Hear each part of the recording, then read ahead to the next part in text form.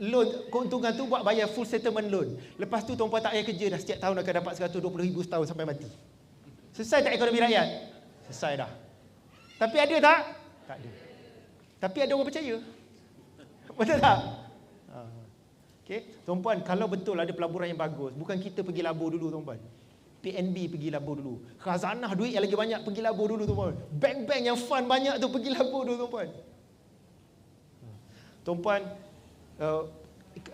investment di dunia ni, champion pun, Warren Buffett, 20% lebih je setahun. Tiba-tiba ada entah mana-mana yang baru keluar, dia cakap boleh 10% sebulan. Okay? Sebab tu bagi saya nak kena scam mudah je. Bagi saya mudah je scam. Saya tengok sekilas ikan di air, saya dah tahu jantan betina. Tapi saya tahu ramai orang tak ada ilmu, dah tak faham. Dia kata, Tuan Zul tengok okey tak pelaburan ni? Saya sekilas pandang, saya kata scam.